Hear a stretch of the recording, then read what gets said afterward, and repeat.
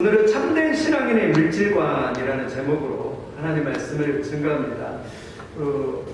강남에서 목회하셨던 각선희 목사님 이야기입니다. 목사님이 대구에서 부흥 집회를 하는데 돈에 대한 사연이 있는 집을 이렇게 그 집에서 이렇게 부흥 집회를 하면서 머물게 되었다고 합니다.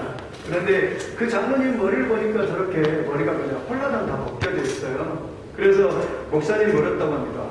왜 그렇게 머리가 홀라당 벗겨졌습니까? 그렇게 물으니까 이 장로님이 하시는 말씀이 사업을 크게 했는데 갑자기 부도가 나가고 경제가 어려워져서 부도가 났는데 사람들이 그 전에는 회장님 또 사장님 이러면서 막 자기를 떠받들고 그러더니 막상 부도가 딱 나니까 사람들이 혹시나 돈 못 받을까봐 자기 집에 와가지고 그냥 뭐 냉장고니 티분이냐 하면서 다 들고 가면서 이 사람들이 다 들고 가고 그러면서 나가면서 욕하더랍니다. 똑바로 하라고 이러면서 소리 지르면서 욕하고 갔더랍니다. 그러니까 그걸 겪고 나니까 밥맛도 없고 그러니까 그냥 시름시름 앓으면서 일주일 동안 그 돈 문제 때문에 걱정하고 힘들어하고 그랬는데 머리가 그냥 6개월 동안 그렇게 했더니 머리가 그냥 홀라당 벗겨졌다라고 그렇게 말합니다. 그러니까 돈 때문에 얼마나 그래요. 또 강남에 어떤 신발, 박선희 목사님 신발을 갔는데 어떤 여자분이 강남의 부자였는데 개모임 하다가 이렇게 돈을 많이 그냥 거짓을 속아가지고 이랬나 봐요.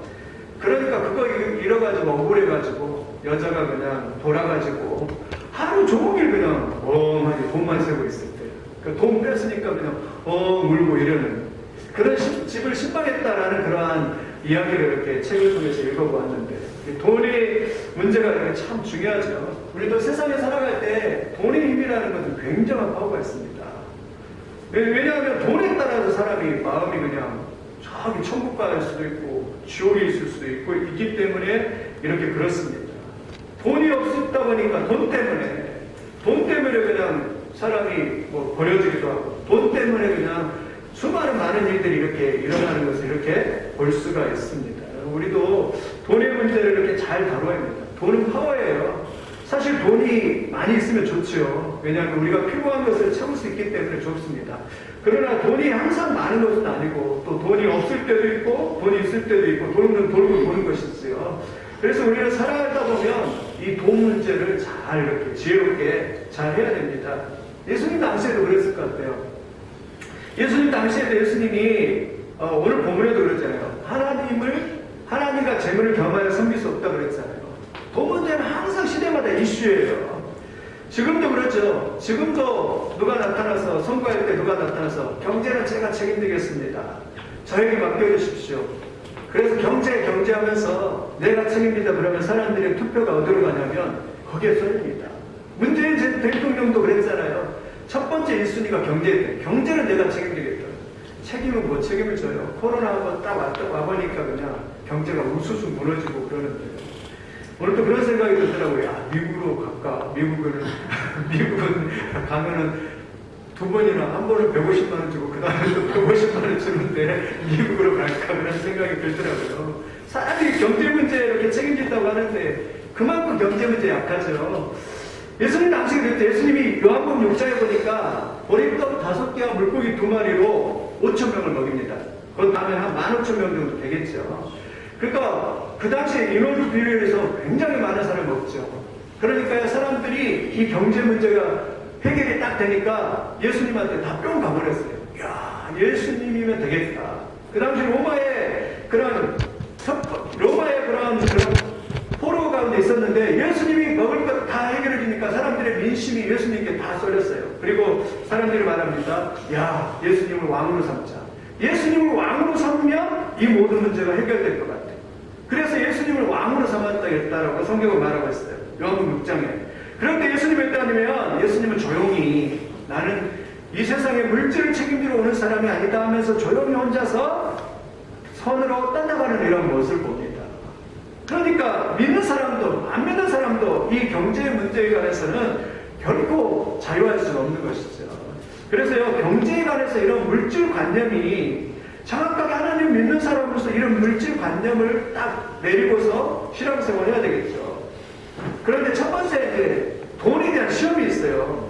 여러분, 돈은 좋은 겁니다. 좋으냐 나쁜 것은 아닙니다. 우리에게 꼭 필요합니다. 그런데 성경은 경고합니다. 돈에 대한 유혹과 시험이 있다. 첫 번째 돈에 대한 유혹과 시험은 뭐냐면 첫째는요. 돈이 하나님의 위치에 올라갈 수 있다는 것입니다. 여러분 반드시 기억해야 돼요. 사람들이요. 돈을 하나님이 될 수 있다는 거예요. 돈을 하나님처럼 생깁니다. 무슨 말이에요? 돈을 최고의 위치에 두면서 마치 그것이 하나님인 것처럼 숭배하고 돈을 최고의 위치에 두면서 살아가는 거예요. 돈을 다른 말로 만몬이라고 하죠. 만몬이라고 하는데 우리가 그래서 만몬 숭배라고 하잖아요. 사실 만몬은 사탄입니다. 사실 만몬은 우상 숭배예요. 이 가나안 신이었는데 사람들이 어때요? 그 만몬, 돈을 사랑하고 돈을 숭배해요. 오직 돈만을 따라가는 것입니다. 지금도 많은 사람들이 하나님 믿는 사람 말고 많은 사람들이 돈을 숭배하잖아요. 우상이 별게 아니라 하나님보다 더 사랑하고 더 숭배하는 것, 그것이 우상입니다. 여러분 오늘도 만약에 내 마음속에 하나님보다 더 사랑하고 또 하나님보다 더 쫓고 있고 숭배하고 있는 것이 있다면, 그것 때문에 내가 그냥 안절부절하고 있는 것이 있다면 그거 내려놓기를 예수님의 이름으로 축원을 드립니다. 내가 가장 소중하게 생각하는 거, 그게 만약에 돈이라면 그것도 내려놔야 돼요. 황금 만능주의, 황금 물질주의, 모든 것이 돈이면 다 통한다, 돈이면 된다는 이런 돈의 우상화, 이거를 내려놓아야 돼, 자유하게 될 줄 믿습니다. 그래서 이 돈을 쫓아가다가 성경에 망한 사람이 참 많아요. 창세기 13장에 보면 아브라함의 조카 롯이 이 목초지를 그냥 눈에 보이는 그 목초지만 따라가다가 소돔까지 가서 망했다라고 그렇게 말을 하잖아요. 돈 따라가다가. 여러분 얼마나 그냥 돈만 이렇게 눈에 보이는 것만 따라가는 거예요. 영성의 사람은 믿음을 따라가고 하나님을 따라가는데, 그래 발람이라는 선지자가, 민수기 22장에 발람 선지자가 야 발락이 모압 왕에 와서 야 돈 줄 테니까 저 이스라엘 백성들을 모압하고 욕해라. 그러면 너한테 돈 주고 너를 기족으로 세워줄게 이러니까 그거 따라가다가 이 발락이 망했습니다. 또 누가 그랬습니까? 누가 보면 18장에 16장에 부자와 거지 나사로, 부자 자기 집 앞에 있는 거지가 녹화하면서 좀 밥 좀 주세요 그럽니다. 그런데 돈을 그렇게 많이 쌓아두면서도 그냥 조금도 도와주지 않아요. 그래서 하나님이 그거에 대해서 나중에 지옥 갔을 때 묻잖아요. 너는 왜 도와주지 않았냐? 어떤 사람은 그런데요. 어떤 사람은 그래요. 어떻게 하냐면 최씨 집안인데 자기 주변의 5km 반경에서는 가난한 사람이 없게 만들어라 그랬대요. 그게 유언이에요. 너가 살고 있는 5km 집안에 그런 가난한 사람을 이렇게 만들지 말라라고 그렇게 말을 했다라고 그렇게 말씀을 하고 있더라고요. 그런데 그 돈 때문에 자기만 쓰고 가다가 결국 지옥 가고 되고, 누가복음 18장에서도요, 이 한 부자 가난이 예수님 앞에 와서 예수님 내가 어떻게 하면 영생을 얻을 수 있습니까? 저는 이걸 읽을 때마다 하나님 앞에 영원한 천국을 소망하고 왔는데, 그런데 그 전에 돈 맛을 딱 알아버렸어요.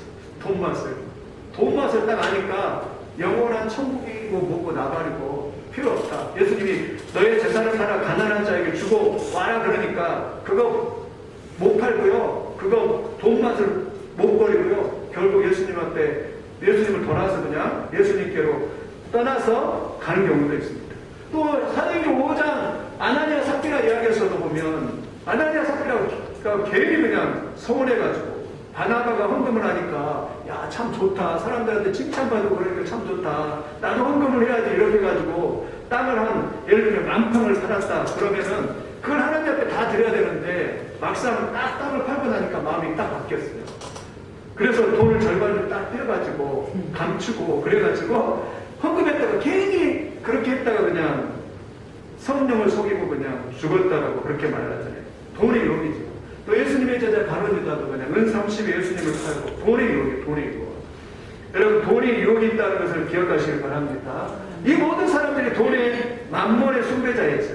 만몬의 숭배를 조심해야 됩니다. 오늘도 마찬가지입니다. 돈 때문에 그냥 돈을 따라가고 수많은 사람들이 아침부터 저녁까지 그냥 돈 때문에 그냥 울고 불고 또 형제가 어떠냐 이러면서 막 두려워하고 그러는데, 여러분 돈이 하나님이 될 수 없다는 것을 기억하시기를 예수님의 이름으로 축원드립니다. 아멘. 똑같은 말이 나는데 또 돈의 유혹은요, 돈이 삶의 목적이 되고 돈이 중심이 됩니다. 오늘 본문의 6장 24절 한번 같이 읽어보겠습니다.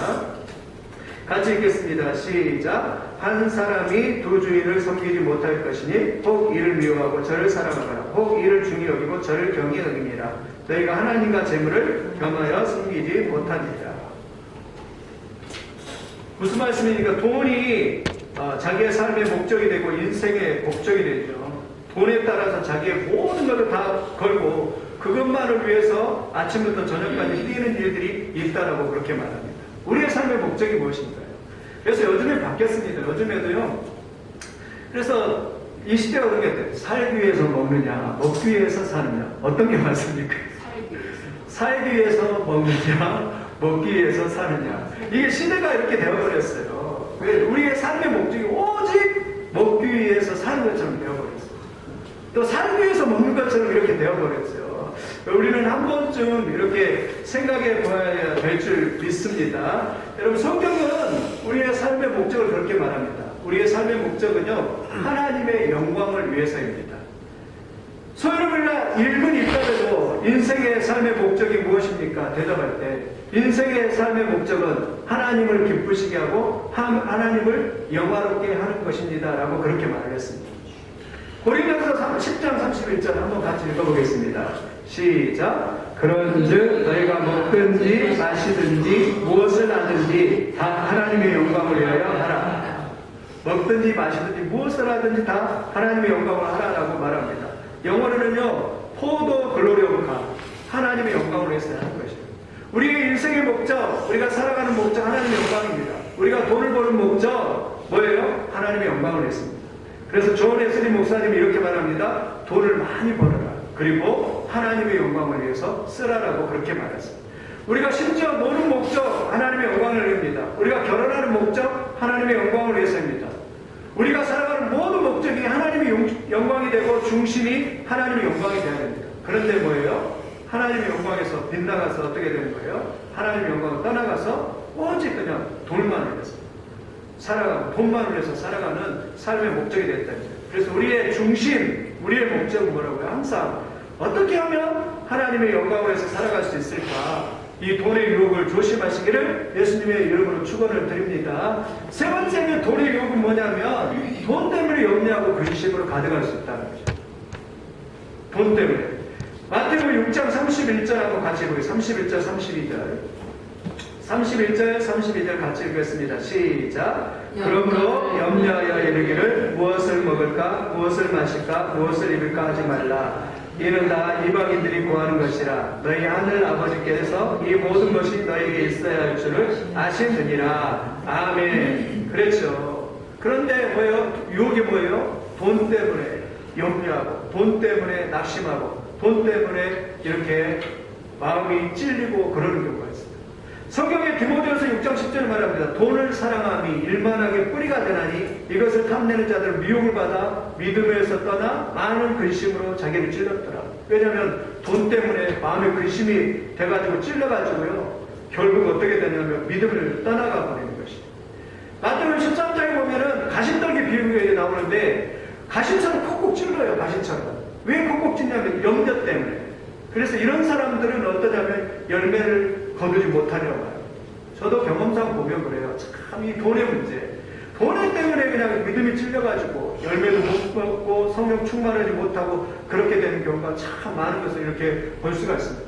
그래서 성경은 이 돈의 염려로부터 잘 이렇게 지켜라라고 그렇게 말하고 있습니다. 돈의 염려로부터. 이것은 이방인들이 구하는 것이다 라고 그렇게 말합니다. 하나님을 믿는 백성들은 이 돈의 염려로부터 자유하라라고 그렇게 말씀을 선포하고 있는 것을 여러분 기억하시기를 예수님의 이름으로 축원드립니다. 그래서 그러면 이 돈의 염려로부터 자유하려면 어떻게 해야 되는가? 우리가 돈의 문제를 좀 철학적으로 접근할 필요가 있습니다. 생각합니다. 돈이면 다 행복하고 돈이면 다 되고 돈은 행복과 비례한다라고 그렇게 생각합니다. 그런데요, 더 깊이 생각해 보면 그렇지 않아요. 예를 들면 우리 아이들 과외를 시킨다고 합시다. 우리 애들 과외를 시키면 돈이면 과외를 시켰습니다. 어떤 분은 막 사교육비가 120만 원, 150만 원, 200만 원 이래요. 200만 원 이런데 제 친구 같은 경우는 막 아이들이 이제 공부를 뒤늦게 하다 보니까 과외비가 막 한 사람당 막 80만 원을 들여서 과외를 시키더라고요. 그래서 저도 그렇게 해야 되나 이런 생각이 들어요. 근데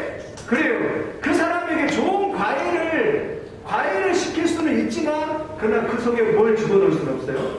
지식을 집어넣을 수 없어요. 생각을 해보면, 좀 철학적으로 생각하면 그 사람에게 좋은 선생님을 붙일 수 있지만 지식을 이렇게 줄 수는 없는 거예요. 그래서 우리가 그런 말 하잖아요. 철학적으로 그럴 때 이런 말 하잖아요. 돈으로 호화로운 집을 살 수 있어도 행복한 가정을 살 수 없다. 돈으로 좋은 침대를 살 수 있어도 달콤한 잠을 살 수 없다 그래요. 돈으로 책을 살 수 있어도 결코 삶의 지혜는 살 수 없다는, 돈으로 약을 살 수 있어도 평생 건강을 살 수 없다. 돈으로 맛있는 음식을 살 수 있지만 마음에서 동하는 이 식욕은 살 수가 없고, 돈으로 미인을 살 수 있으나 정신적인 사랑을 살 수 없다고 그렇게 말해요. 그 말이 맞죠. 여러분, 돈이면 다 될 것 같은데 그렇지는 않습니다. 우리의 인격이 중요하고요. 우리의 성품을 가득고 우리가 영적으로 훈련하는 것이 중요한 것인 줄 믿습니다. 그래서 우리가요, 돈이면 다 된다, 이런 생각은 사단이 주는 생각입니다. 그리고 자꾸 우리 사람들을 불안하게 만드는 사탄이 주는 그런 미혹이고 유혹인 줄 믿습니다. 그러면 우리가 돈에 대한 오늘 본문을 보면서 물질관을 정확히 세우면, 그러면 첫째, 우리가 이런 염려와 근심으로부터 자유하기 위해서는, 첫째는 우리가 반드시 기억하십시오. 돈의 공급자는 하나님이십니다. 한번 따라서 해보시겠습니다. 돈의 공급자는 하나님이십니다. 우리 하나님을 믿는 사람의 가장 기본은, 여러분, 우리의 모든 것을, 필요를 공급해 주시고 우리의 모든 것을 주관하시는 분은 하나님이시다는 걸 믿으시기를 예수님의 이름으로 축원드립니다. 하나님이 우리를 다 공급해 주세요. 사실은 우리의 먹을 것, 우리의 입을 것, 우리의 자녀, 우리의 미래, 우리의 삶의 모든 것을 하나님께서 인도해 주시고 하나님의 성령이 우리에게 공급해 주시는 것을 믿으시기를 바랍니다. 이게 우리의 믿음이에요. 신명기서에 그렇게 나왔더라고요. 신명기서 8장 18절 보니까 이렇게 나왔어요. 내 하나님 여호와를 기억하라. 그가 내게 재물 얻은 능력을 주셨습니다. 이같이 하시면 내 조상들의 맹세하신 언약을 오늘과 같이 이루려 하심이니라. 뭐래요? 하나님께서 뭘 주셨다고요? 재물 얻는 능력을 주셨습니다. 이스라엘 백성들은 그렇게 생각할 것 같아. 자기의 힘의 능력으로, 자기의 권세로 내가 이렇게 부자가 되고 내가 재물을 얻게 된다, 그렇게 생각했던 것 같아요. 그런데 하나님은 그들을 향해서 그렇게 말합니다. 기억해라. 내가 너희들에게 뭘 주셨다고요? 재물을 얻는 능력을 주셨다. 사람 세상 보면 참 재밌어요. 저는 가끔 가다가 이해가 안 될 때가 있어요. 이 차를 이렇게 딱 어떤 여자분이 좋은 차를 타고 다녀요. 또 어떤 남자가요, 부자예요. 생기는 별로예요. 인격도 별로예요. 그런데 부자예요. 그러니까 돈에는 인격도 없고 돈에는 또 그런 것도 없어요. 어떤 사람은 예수님을 잘 믿은 자하고 그냥 돈을 태산처럼 쌓아놓고 그런 것도 아니에요. 돈에는 뭐 정답이 없는 것 같아요. 어떤 사람은 가난하다가도 갑자기 토지가, 농지가 그냥 땅값이 올라가고 부자 되기도 하고, 강남의 부자처럼 그렇게 부자가 되기도 하고, 어떤 사람은 엄청 부자였는데 또 그냥 쫄딱 망해서 그냥 가난해지기도 하고, 어떤 돈에는요 정답이 없는 것 같아요. 그러나 우리가 기억해야 할 것은 이 모든 물질이, 이 모든 것이 누구로부터 온다고요? 하나님께로 줍니다. 하나님께서 우리에게 주실 줄 믿습니다. 하나님은 그렇게 말했습니다. 내가 모든 인생들의 공급자라고 그렇게 말합니다. 하나님이 우리의 공급자예요. 하나님이 우리에게 보여줍니다. 엘리야 보세요. 엘리야 먹을 것이 없는데 그리 시내가에 가. 엘리야가 있어라. 내가 까마귀를 통해서 너를 먹여. 뭘 통해서요? 까마귀. 그 보잘것없는 까마귀를 통해서 하나님이 먹이시고 있는 그런 모습을 봅니다. 그래서 우리는요, 돈 문제를 염려하기보다 우리의 공급자이신 하나님 앞에 나와서 기도하시면 됩니다. 하나님, 우리에게 재물을 얻는 능력을 허락하여 주시옵소서. 하나님, 지혜를 허락하여 주시옵소서. 그래서 이 땅에서 가난하지 않게 하시고 부하게 모여주셔서 마음껏 하나님 일을 할 수 있도록 도와주시옵소서. 왜요? 하나님이 모든 일의 공급자예요. 하나님이 공급자이심을 믿으면요 결코 낙심하지 않습니다. 그런데요, 막 그걸 내 힘으로 이루려고 하면요 얼마나 힘들고 피곤한지 모릅니다. 내가 살아야지, 내가 잘 살아야지. 그런데 하나님께 딱 맡기고 하나님이 지혜를 구하고 하나님의 역사하심을 믿고 믿음으로 나갈 때 승리하게 되는 놀라운 축복의 역사가 있을 줄 믿습니다. 하나님의 공급자이심을 믿으면요 어떤 어려움이 와도 시험에 되지 않습니다. 욥이 그랬잖아요. 욥이 청난 동방에서 가장 큰 부자였는데 어느 날 하루에 그냥 사탄이 시험해가지고 그냥 하나님 허락하잖아요. 하나님 욥이 이렇게 잘 사는 것이 하나님께서 축복해 주셨으니까 그러잖아요. 그러니까 하나님께서 아니다. 얘는 없어도 나를 섬길 자다. 하나님이 인정을 해주시잖아요. 그러니까 사탄에게 욥을 치는 걸 허락을 하잖아요. 그러니까 욥이 하루아침에 그냥 모든 재산들을 그냥 다 빼앗기고 잃어버리게 됩니다. 그러면 보통 사람 같으면 그냥 하나님을 막 원망하면서 그랬을 텐데 욥이 이렇게 고백합니다. 욥기서 1장 21절에 주신 이도 여호와시요 거두신 이도 여호와시니 여호와의 이름이 찬송을 받을지어다. 무슨 말입니까? 주신 분도 하나님이고 취하신 분도 하나님이라는 것은요, 하나님의 모든 재물의 주권을 다 인정합니다. 우리의 믿음은 이 정도로 돼야 됩니다. 야, 모든 재물의 주권이 하나님께 있구나. 그러니까 비록 욥이 일시적으로는 고난을 딱 당했지만 나중에 욥기서 42장에 가보면요, 욥이요 2배로 그냥 하나님이 축복을 해주시잖아요. 내가 전에는 귀로 듣기만 했었더니 이제는 눈으로 봅니다 이러면서 모든 게 다 2배예요. 아내도 새로 얻게 되고 또 얘들도 10명을 또 얻게 되고 그리고 재산도 2배로 쌓고 더 부유해집니다. 왜? 욥은요 재물의 주권을 하나님께 있음을 믿었기 때문에 오늘도요 우리의 모든 공급자, 우리의 모든 걸 공급해주는 주관자는 하나님이심을 믿습니다. 이게 우리 믿은 사람의 신앙 고백이 되어야 될 줄 믿습니다. 마태복음 6장 26절 한번 읽어보겠습니다. 6장 26절에 이렇게 말하면요, 공중의 새를 보라. 심지도 않고 거두지도 않고 창고에 모아들이지도 아니하되 너희 하늘 아버지께서 기르시나니 너희는 이것들보다 귀하지 아니하니라. 공중에 나는 새를 보라. 또 하나님 나라 들에 있는 백합화를 보라.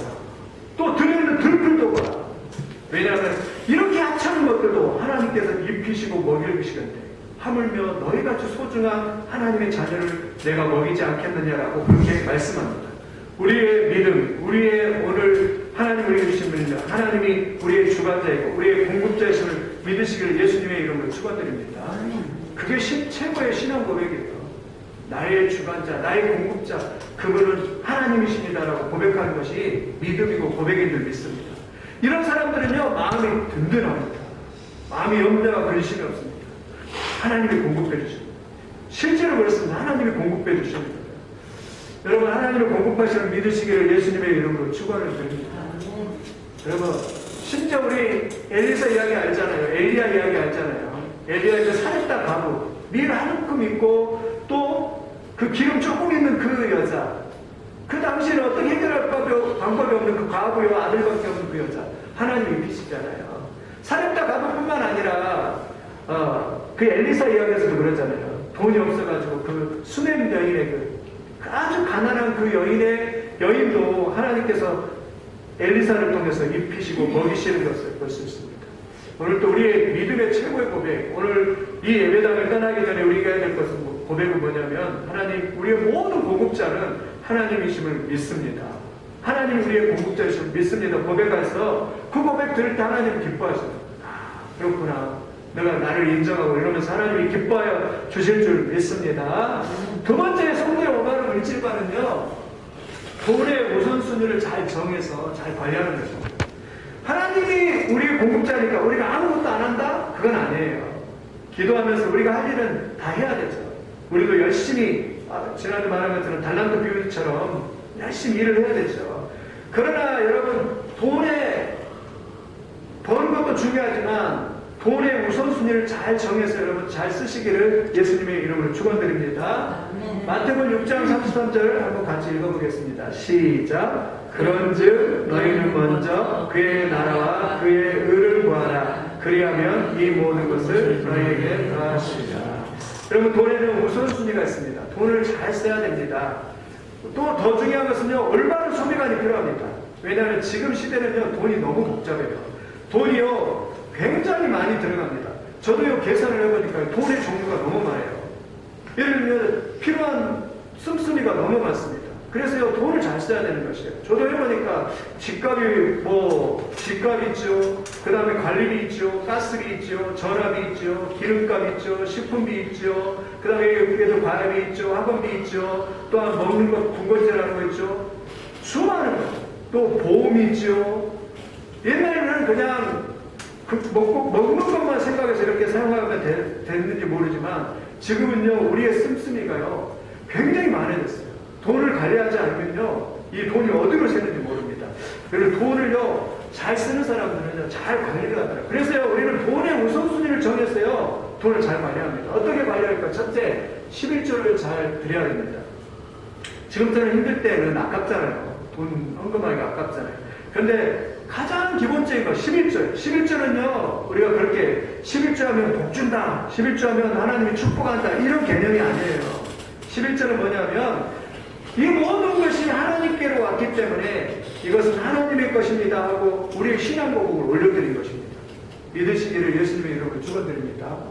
이거 하나님이 주신 것입니다. 하나님의 사랑입니다. 하나님 나를 축복해 주신 것입니다. 하나님 참 감사합니다 하면서 11조를 어떻게 해야 돼요? 하나님 앞에 10분의 1을 띄어서 드린 거예요. 그래서 이 11조는요 신앙 고백입니다.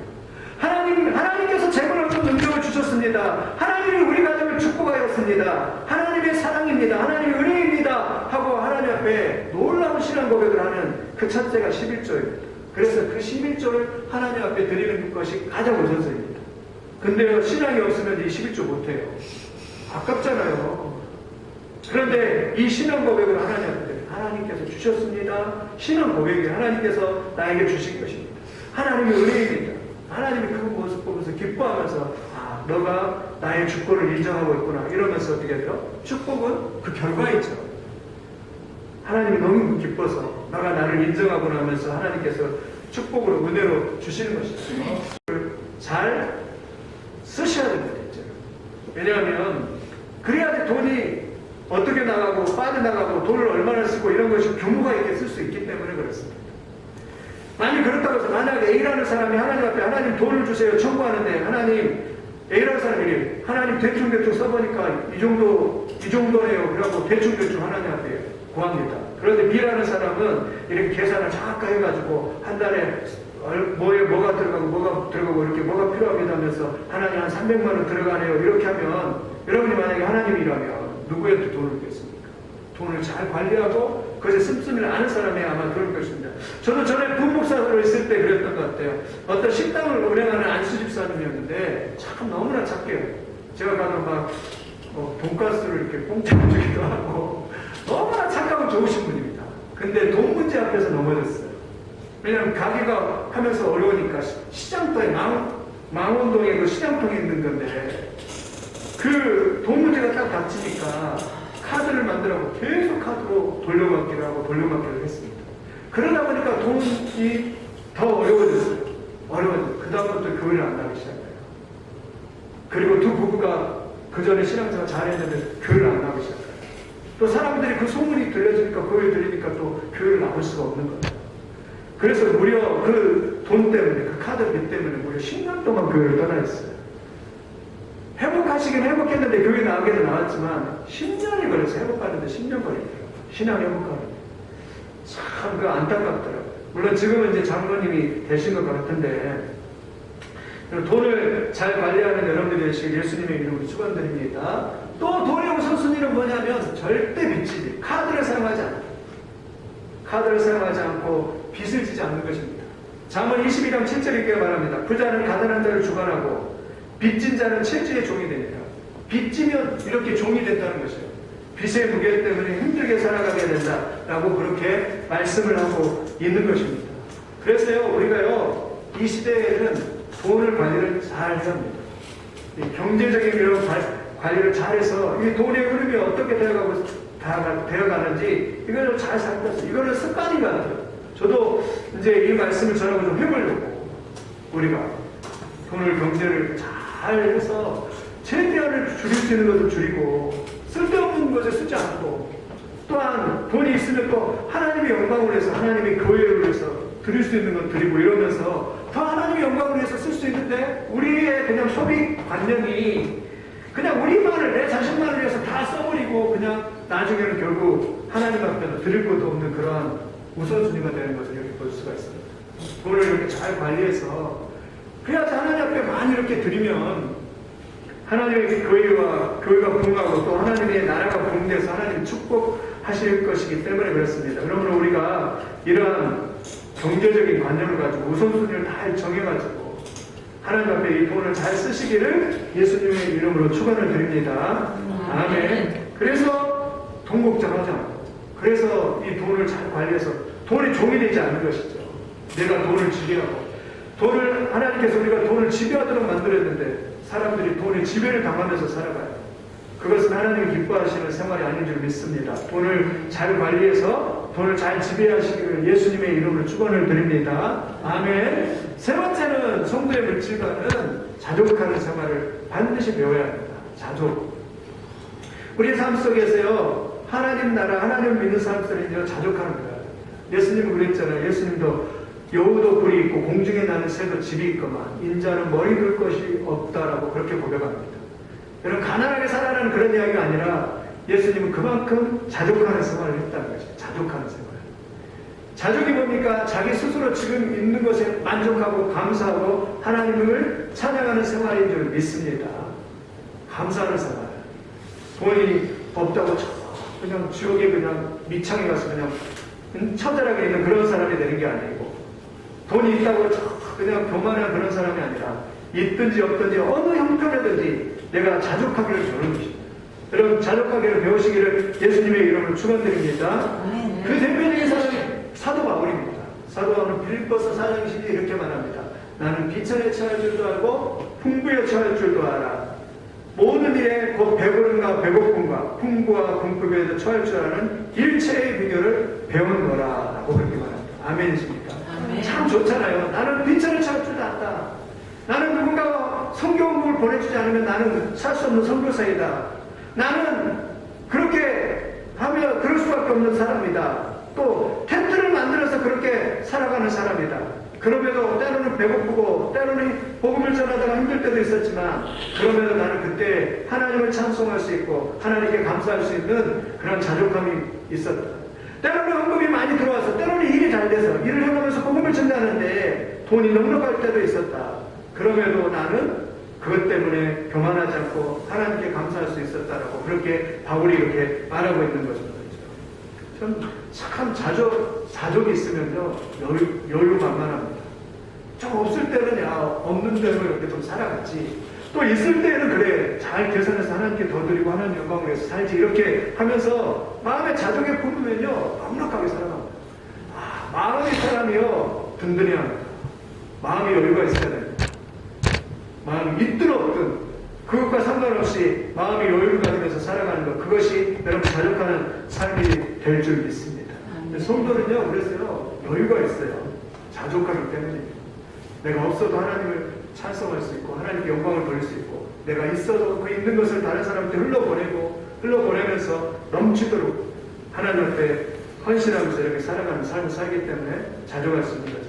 여러분, 오늘도 이 물질 문제에 있어서 자족하시기를 예수님의 이름으로 축원드립니다. 말씀을 마치면 성도의 올바른 물질과는 우리가 이 돈에서 자유하고 이 돈의 영역에서 자유할 수 있는 비결이 무엇입니까? 첫째는 반드시 믿어야 돼요. 이 믿음입니다. 하나님이 우리의 최고의 공급자이심을 믿으시기를 예수님의 이름으로 축원드립니다. 하나님 우리의 모든 필요를 채워주시는 하나님 우리의 공급자이심, 이게 우리의 믿음의 고백입니다. 두 번째는 돈의 우선순위를 잘 정해가지고 돈이 필요한 것에 써야 될 것에 잘 이렇게 써서 우리가 물질을 성도로서 잘 관리해서, 우리는 청지기입니다. 청지기는 하나님께 주신 것을 잘 관리하는 것입니다. 잘 관리해서 하나님 앞에 영광을 돌리기 바랍니다. 셋째는 자족하는 생활입니다. 항상 감사하고 만족하고 하나님을 찬양하고 영화롭게 해서 하나님 앞에 영광 돌리는 그러한 삶이 되시기를 예수님의 이름으로 축원을 드립니다.